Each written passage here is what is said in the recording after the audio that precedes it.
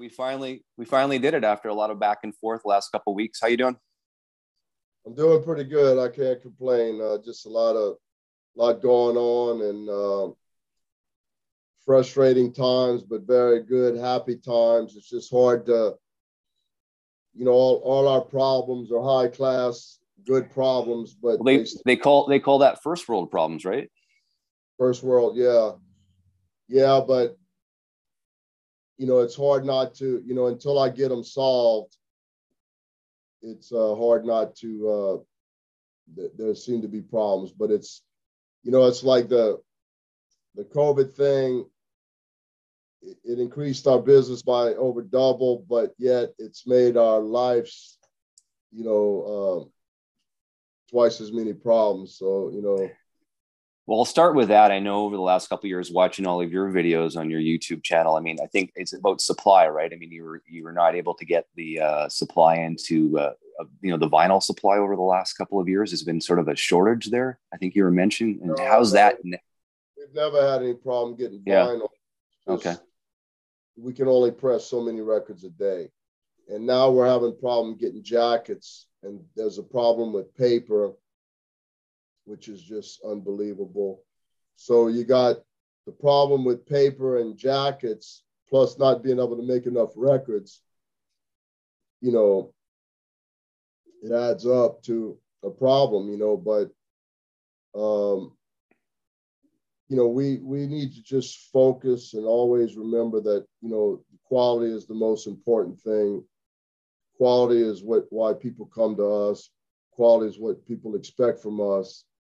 And, so I got to remember how important that is, and not, not concern myself with, try to not let it bother me too much, that we have almost 200 records on back order.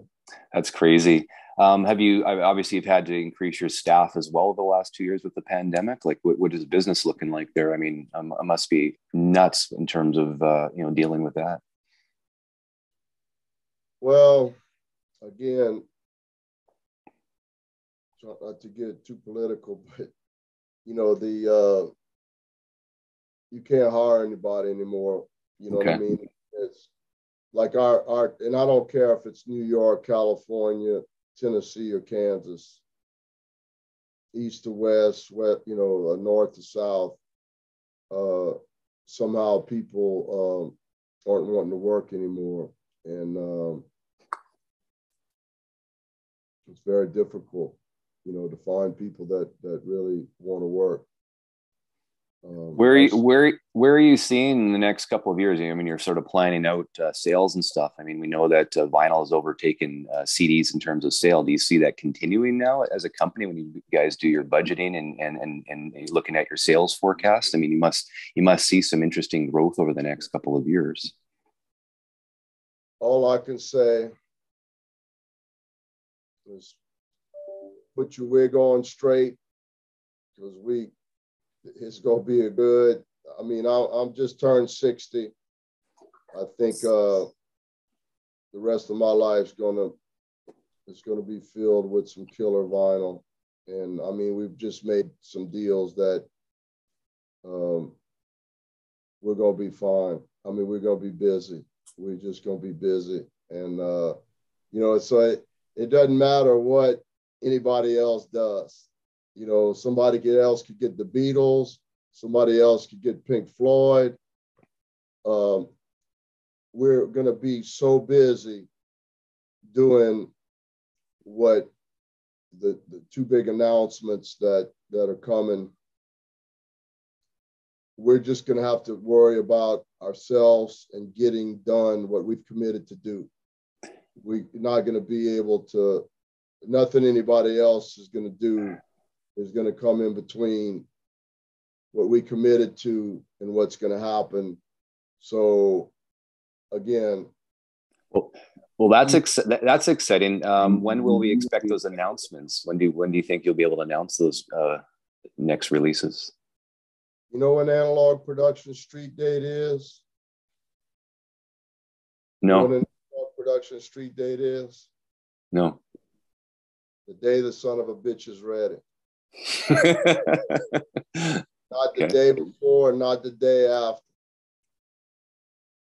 When we can, you know, people are going freaking nuts these days, man. Yeah. We make an announcement, our phone will ring. When's it coming? When's it coming? You know, Yeah. I mean, we need to be happy about that. But man, you know, I people just don't understand how hard this is. They just have no clue.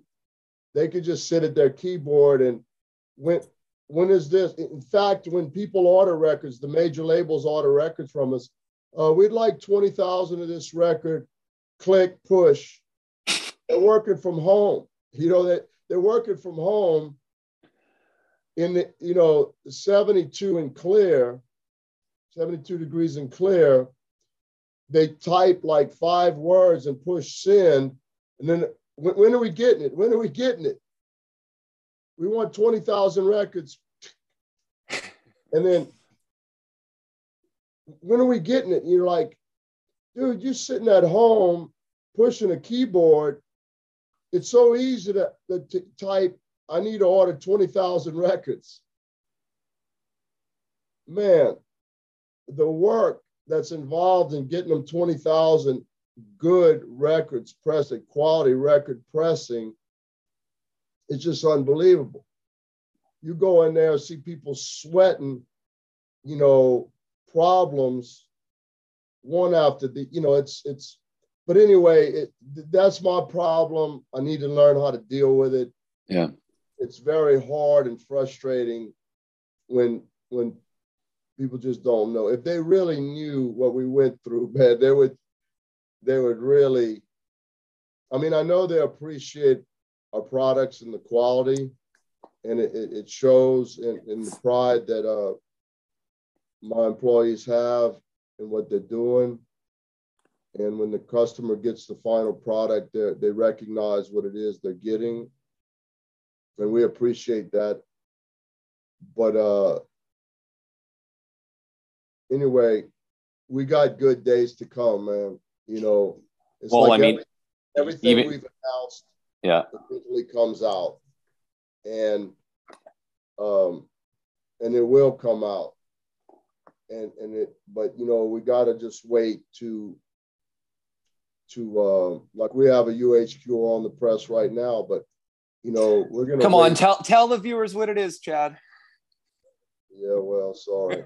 You know, when they on a need to know basis, you know what I mean? I hear you. No, I know you can't do it, but I mean, I think they like it now that we got it in stock.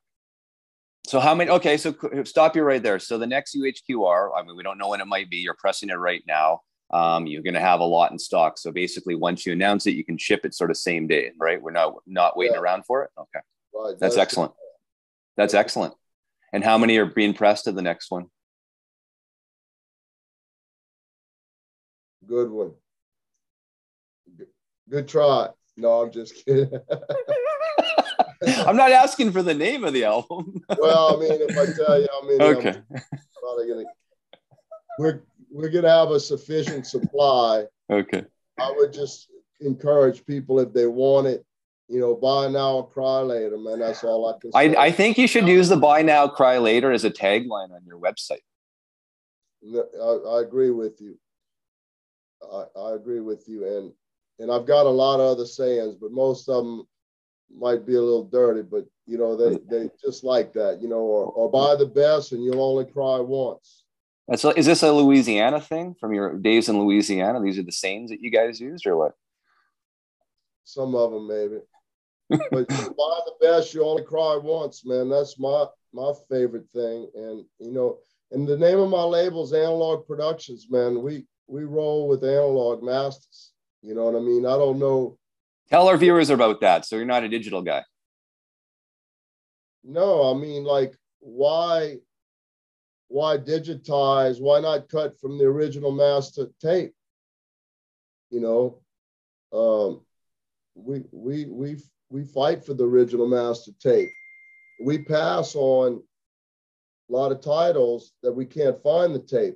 Now, if we know there's absolutely no tape or the tape's destroyed, and there's a really good EQ tape copy or one-off safety copy, we'll consider it at that point.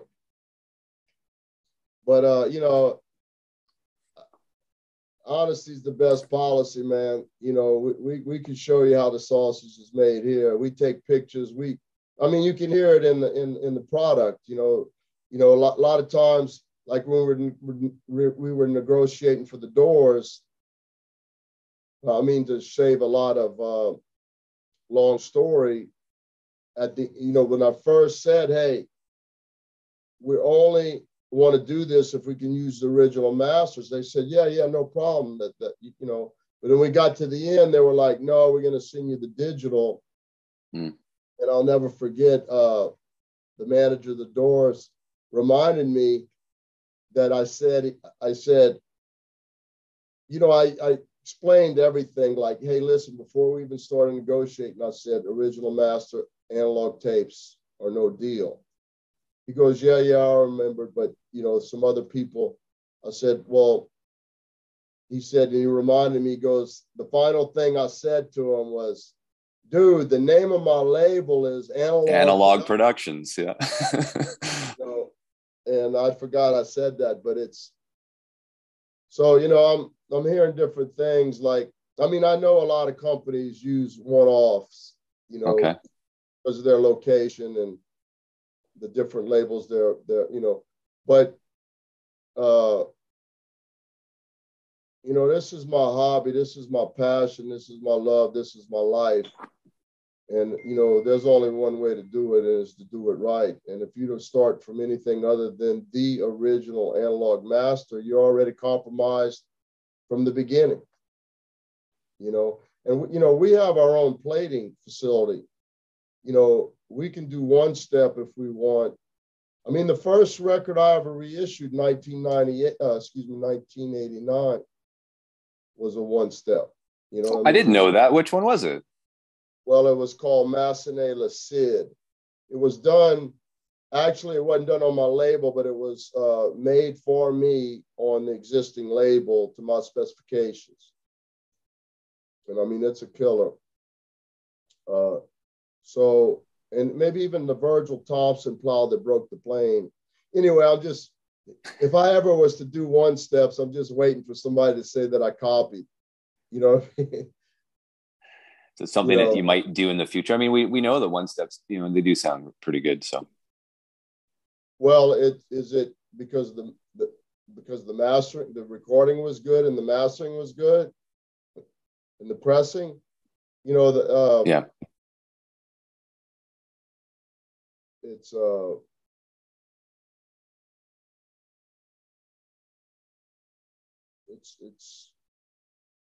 you know, we've done tests. Okay. And, you know, it's when the people that have been doing this all their lives listen and scratch their head, then, you know,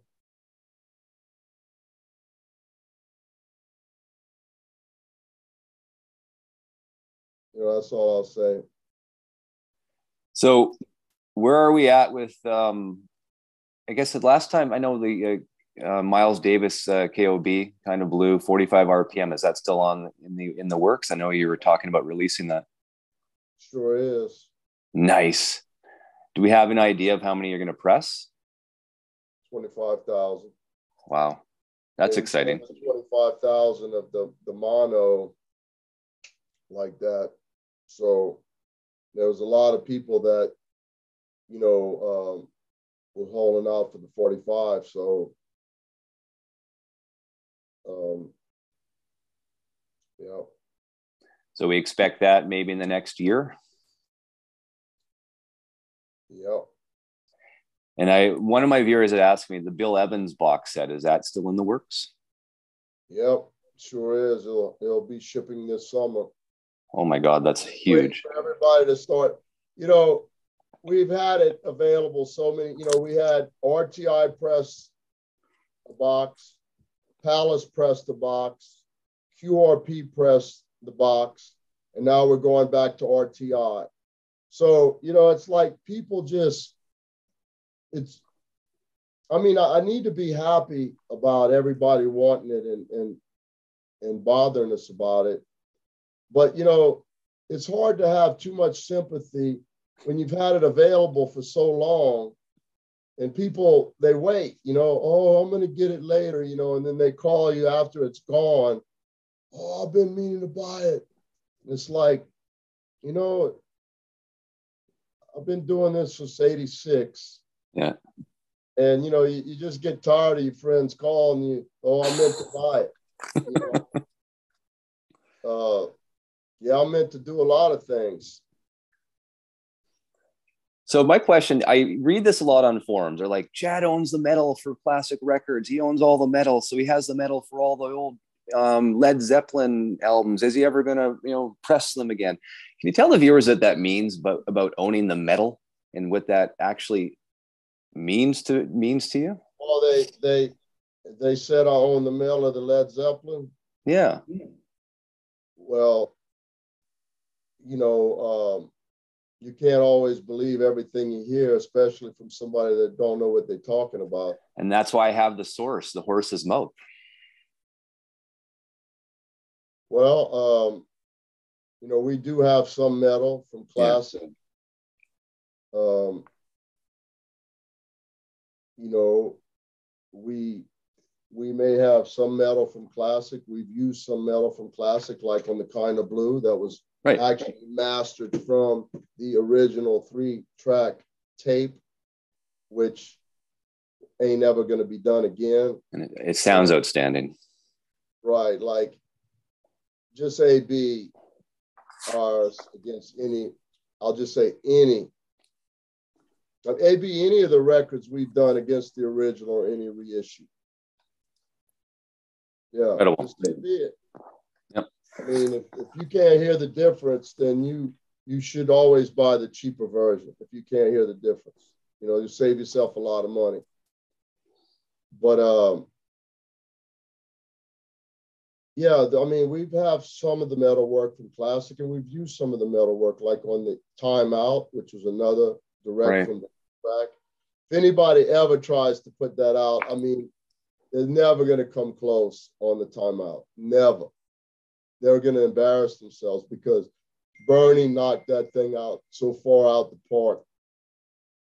I mean, it's unbelievable what Bernie did on the Kind of Blue and Time Out. So yeah, there's some parts we have. You know, I mean, I know you mentioned Led Zeppelin. That's what everybody wants. Oh yeah, you hear that a lot. I mean, I will tell you, I mean, all the different.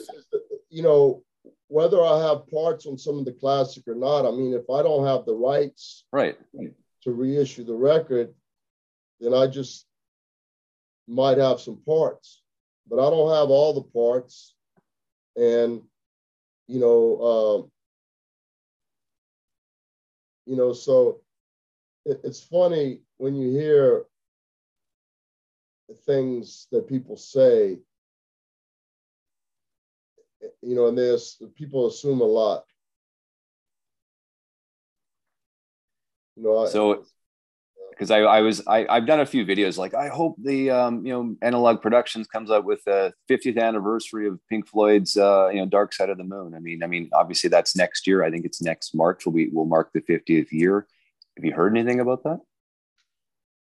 All I know is we're going to be doing Pink Floyd Animals on SACD. Well, and that was one of my questions. It's exciting as well.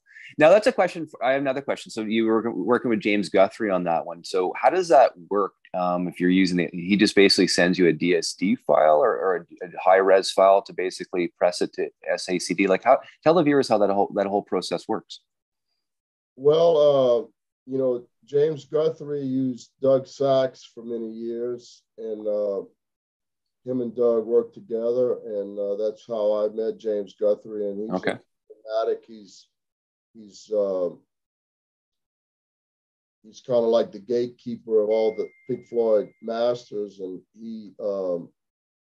they couldn't have hired a better person for the job because he just he's a fanatic, man, and he cares, and he's passionate, and he's just all around perfect person for the job. So, you know, he mastered like "Wish You Were Here" with Doug and Joel, and then you know he mastered "Dark Side," and then now he remixed the "Wish You Were Here." Oh, excuse me, Animals. Yeah. And mastered it, you know, and he's has the masters. He had the multi-tracks. You know, it took him a long time to work on that, you know, and he's you know, he worked with Doug. So, I mean, you know, he's a recording engineer, a mastering engineer, a mixing engineer. He's everything. So, you know, yeah, we like what James does. And so. So I'm assuming it's the best sounding Animals you've heard. Yeah. By far? I mean, you know, it sounds good. We're gonna sell the hell out of it, man. I mean, and you know, to reorder even SACDs takes a while. So it's like, you know, for all of those who wait, you know. Well, what do you say? Buy now or cry later. Cry later. That's exciting. No, Animals was a big one. That was big news on the different forums and the Facebook pages. Yeah. I mean, I love "Wish You Were Here." I love Ducks. I love The Wall, but Animals has got some grit to it, man. It does. It does. It's just, I mean, it's one of my favorite Pink Floyd albums, and I just can't wait to get it. I mean, see, people don't know how long this has taken. You know, how long we've been talking about, how long we've been working on it, how long. And I think, and that's the thing, no one knows. Like, I mean, people like myself and my viewers and everyone on the different forums, we don't know. I mean, that's the thing. Like, obviously the whole negotiating, licensing agreements and all that, like, tell me what goes into that. Is it years in the making of some of this stuff? Well, like when you're dealing with Pink Floyd, they have a saying in the Pink Floyd camp. You know, there's years, and then there's dog years, and then there's Pink Floyd years. Okay. So, you know, but, you know, nothing good comes easy. Nothing good comes fast. You know, everybody wonders, well, you know, how did you get the Hendrix on UHQR? How are they going to get some things I announced?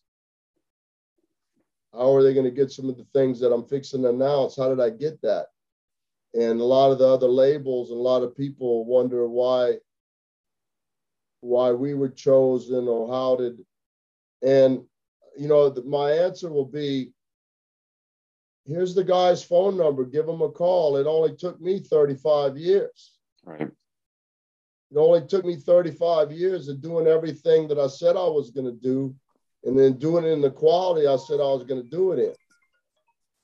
You know,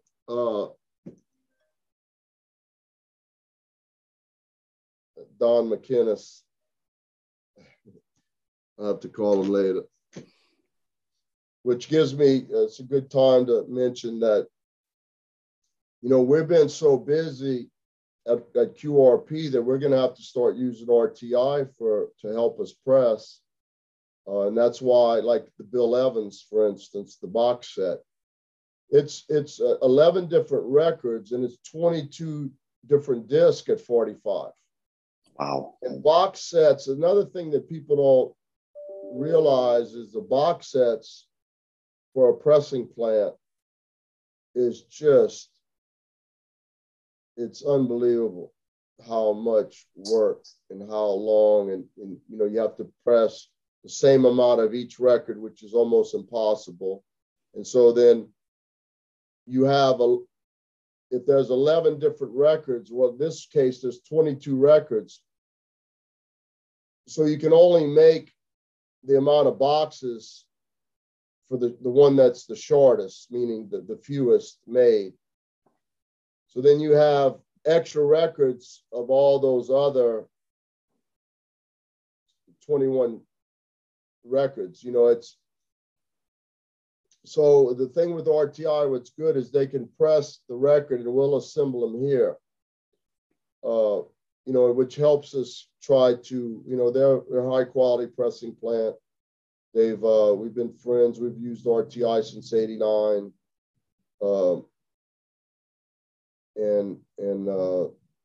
We like their quality. We're friends with them. We work with them. We work together with, they've helped QRP out tremendously, you know, whenever there's a problem.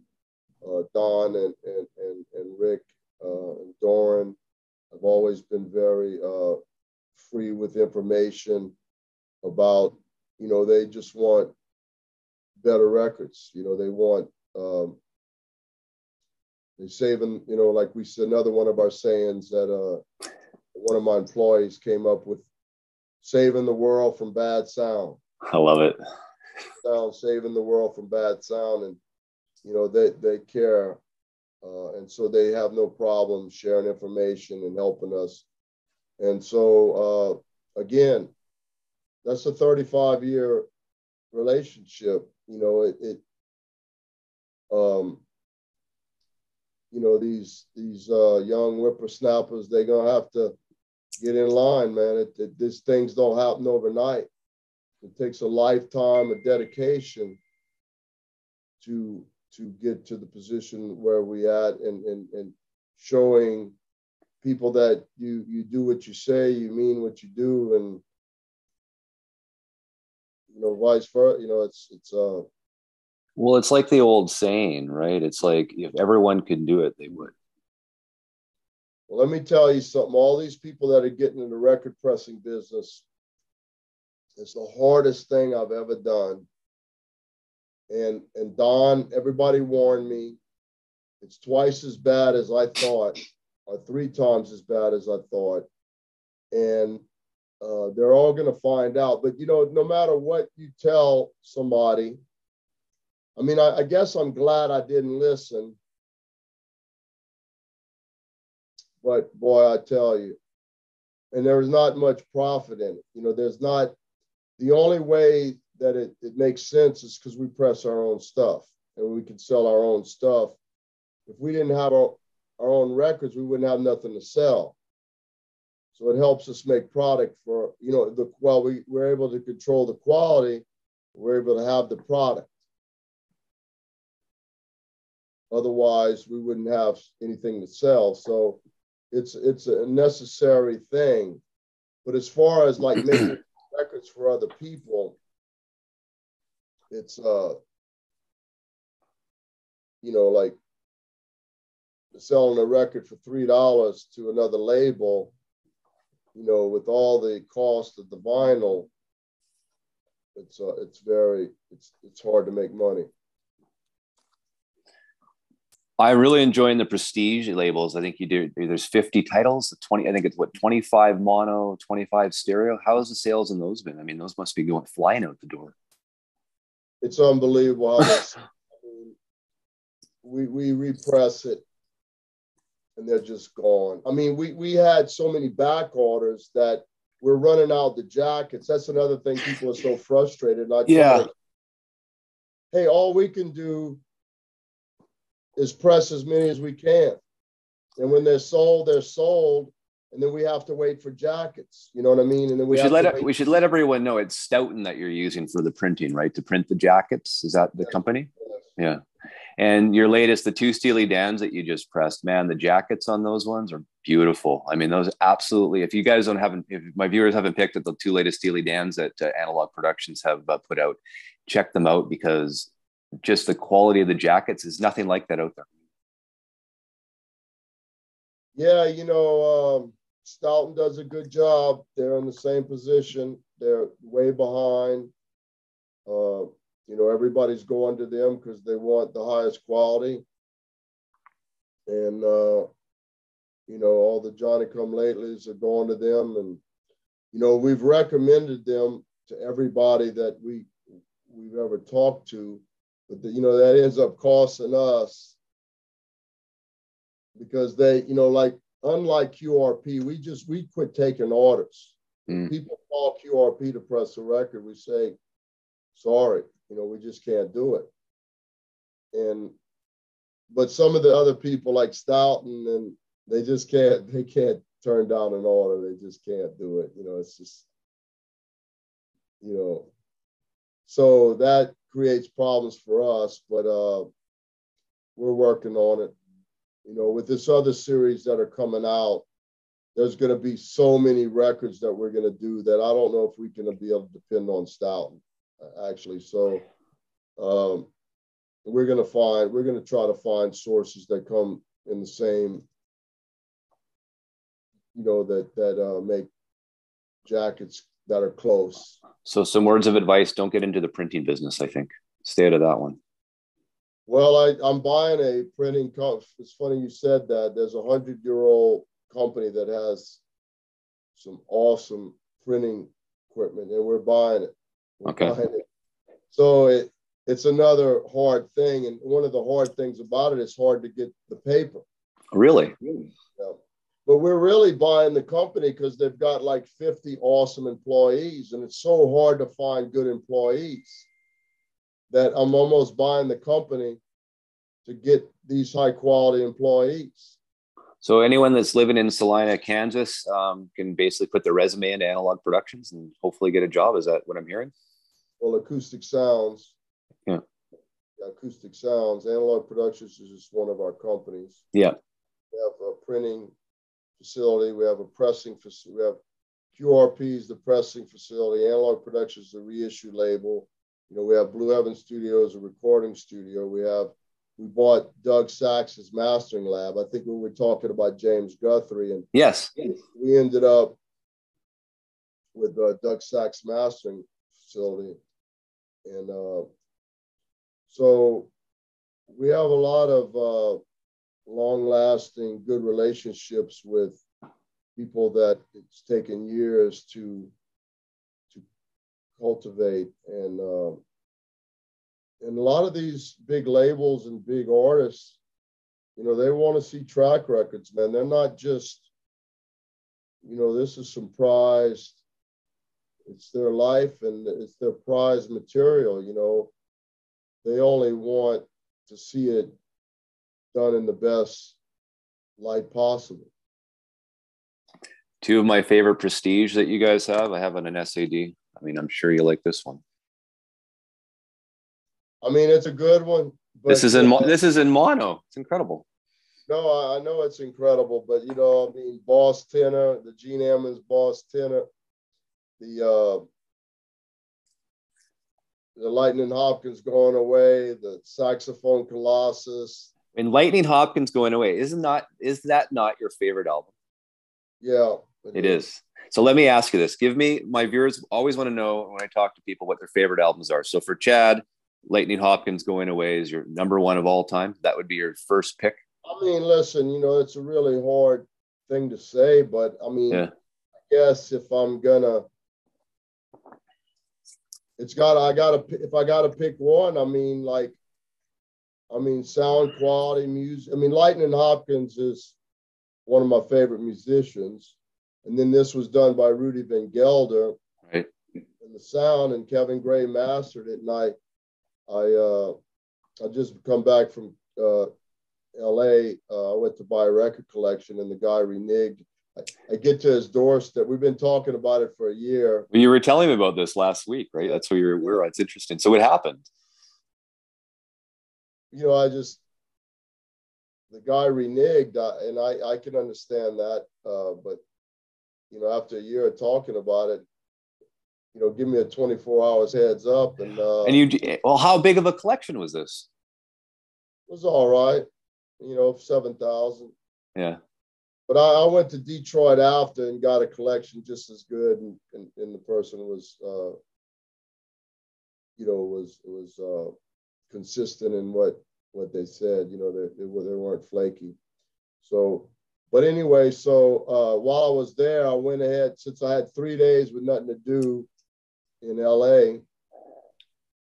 It happened to be on Juneteenth, so a lot of the labels were closed. But went visit Kevin, looked at his new studio, and Kevin mentioned you, and I know you did a interview with Kevin. Yeah. And, Kevin did great on those Prestige. Oh my gosh, they're amazing. I like Kevin's work a lot. So I mean, I think he's fantastic, and he's a great guy to talk to too. We had a great conversation, had lots of fun. So it was a fun time. Yeah, well, Kevin been doing it a long time, man. He's so yeah. That's the other thing. We had those Prestige available for so long, Yeah. and it's like, and then when we repress it, and then people get so disappointed, it's like, hey man, what else can I do, man? I'm trying, the one thing you got to always remember, we are trying our best. We're working very hard. I've got 150 people, and we're trying our best. I mean, we have 700 jackets, fill them. But a lot of them, we have that more than that many back orders. So whoever was, and then people like, well, we want to know more information. And I'm like, well, I do videos on it. Yeah. I don't know what else to do, and somehow I guess it bothers me because we try and we still get but I guess what they say is you can make most of the people happy most of the time, but you can't please everybody. And, I think that's Bob Marley singing that, isn't it? So. Well, I think of the Stones. You can't always get what yeah. you want. Yeah. What is the Bob Marley? Well, wouldn't it be nice if somebody put some Bob Marley out on UHQR? Yeah. Well, that's okay. Here's the thing. UHQR, some of my dream. I mean, I'd love to see Asia, Steely Dan on UHQR. That would be probably one of my top. That would be real nice too, wouldn't it? You're smiling, obviously. Anything Pink Floyd, Chad, on UHQR, obviously. Anything Led Zeppelin, obviously. Zeppelin would be real nice. And that's the thing. Like you got, no, I just do a little flex. I like flex. This thing's unplayed. Is that which one is that? Tell us about that one. Well, it's the RL cut. I have the RL cut as well, but mine's been played, so it doesn't probably sound like that one. You probably have one of the only mint copies. I'd be surprised if somebody has one in better shape than that one right there. Yeah. Mine sounds great, but it obviously between tracks, it sounds really, loud. Yeah, I mean, once the music starts kicking on that thing, man, it's hard to hear it. A lot of them. That's true. First of all, I bought one that had a constant surface noise, a little bit of a grunge. And it looked perfect, and it had that grunge, and I returned it. And come to find out, a lot of those have grunge. You know what I mean? A lot of them have so if you find one and it looks perfect or it looks really good and it sounds really good, but it has like a constant grunge, that's the best you're going to get. And that's the one, and that's the one that I have. Mine has RL, SS on both sides. Right. If it's really mint and it's got just a little bit of grunge, that's about, they all have it. Yeah. And then in my favorite Zeppelin obviously you have a copy of this one. This is fantastic. This is my favorite, best sounding, other than my RL, best sounding Zeppelin that I own. Yeah. What do you think of this one? Hey, what Zeppelin ain't good, the only, they start out strong and they end strong, I guess where you grew up, you probably listened more of the blues and jazz, right? As a younger man in Louisiana. Or talking about Zeppelin, I saw Zeppelin twice in Baton Rouge. Yeah. I think it was 75 and 77. And then they were going to end their tour in the Superdome. They started out, I don't know if they started out in Baton Rouge, but they played in Baton Rouge, and they were going to go around and then end the tour in New Orleans. And I don't know, something happened to maybe Robert Plant's son or something. Mm-hmm. Like the last 4 shows they canceled. So basically, everything in South Louisiana the culture is all about food and music. So you grow up listening to blues, xylophone, and then in New Orleans, of course, you're gonna have jazz, traditional jazz, Dixieland, and but you don't really realize how special of an area it is. You really just think that everybody grows up with all this music around. Like you go to a restaurant or you go, there's festivals and there's just Zydeco and a genre called swamp pop and blues. And you don't really think much of it till you move out and then you go, wow. And then you realize that a lot of the foods and it's just it's a special place. But I did learn about, I learned about blues backwards. I learned about it by listening to Foghat, Allman Brothers, Led Zeppelin. Right. I remember seeing Lighting Hopkins posters, like he'd be playing at clubs and stuff. I really didn't know who he was, and I missed him, which, is disappointing. But so then, I started, hey, listening to the Foghat, then I realized it was it was a Muddy Waters song, you know what I mean? And Zeppelin, all of the Zeppelin is, Willie Dixon, Muddy Waters, all of that. Yeah, and even and so then I learned about it backwards. So I like it both, but I like the original as much. But I like, with Zeppelin, and I like what Foghat and Zeppelin and Allman Brothers did with it.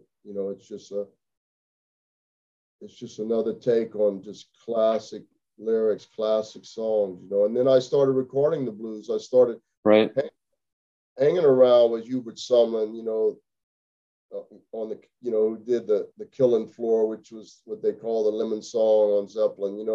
These were my friends, and I would record them. I got to, a lot of these guys have died. We recorded a lot of them, Jimmy Rogers, who was Muddy Waters' first guitar player.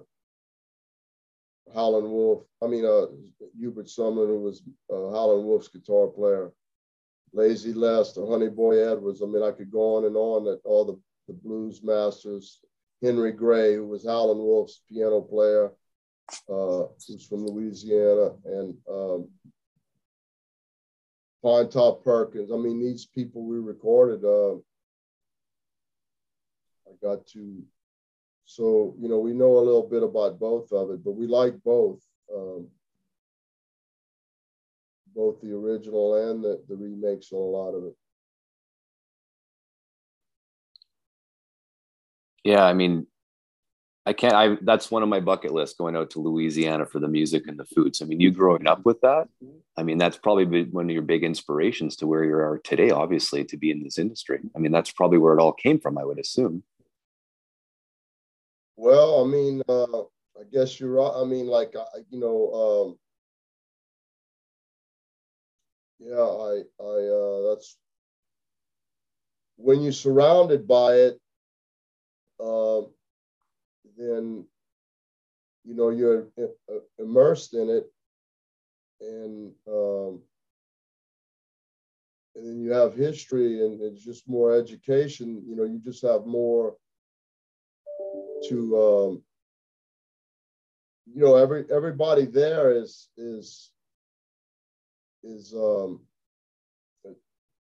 They love music. They love food. They love having a good time. You know, it's really all about, like they say, pass a good time. You know, it's all about passing a good time. And now the problem with that, and the problem I had is, you know, back when I was growing up, the bars were 24 hours. You know, there's no open container law. There's no, I mean, you didn't even have to be 18, you know. So the problem that happens there is when you don't know when to go home. Nobody's telling you when to go home because the bars are still open. And there's a few of us that don't know when to go home when the party's over. And that's why I had to leave. So that's the only downside to that area. And now you're in Salina, Kansas, and I mean, you know, it sounds like business is doing phenomenal. And I guess all of us are excited for your next big announcement with the UHQR in the coming months. It sounds like, and obviously you said it's on the printing press, so I'm happy and excited to hear when that will be announced. That's going to be huge. Yeah, there'll be a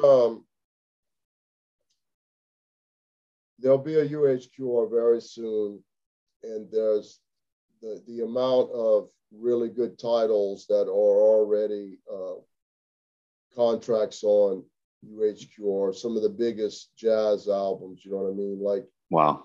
We want to stay in with Kind of Blue, you know, so yeah. Kind of Blue, you know, if people that get all the UHQRs, they're going to end up with the top jazz albums that's ever been made. Well, I don't mind if you put some more miles on UHQR. That would be fantastic. Well, there's not going to be miles, but okay, Coltrane maybe. It would be nice. Wouldn't that be nice? Or maybe Steely Dan. That would be really great. Really well, great. I thank you for your time, and I would like to do this again if you wouldn't mind. Maybe later on after these announcements, maybe in the fall at some point. Would you be cool with that? Sure, you ought to come down here with a camera and we'll show you how it's all done. Well, I'm going to do that at some point. I mean, I live in Vancouver, so I mean, I think logistically we can work it out. I don't know. It'd be a nice road trip, huh? Take my family down to Kansas from Vancouver. I think my wife would love that.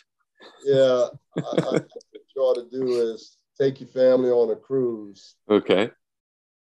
And then you come down here by yourself. They're not going to probably care about seeing records made. And that might work. I'll have to talk to my wife about that. That's a good idea. Well, thank you so much. All right, mate. Well, thank you. Thanks for. We're doing this again after your announcements, man. I'm excited about the future and some of the stuff. Mention like that you host the Analogue Productions Facebook page. I do. So yeah, the Analogue Productions Facebook page. I'm actually when people start this video, they're gonna see that as well. So that will be at the start of this video. Well, I mean, I didn't really even know that. I just saw the page one day, and I get the. It's kind of neat how people take pictures of what they got in and what they're listening to and what they're enjoying. So I should tell my members that you are watching. Yeah, no, I've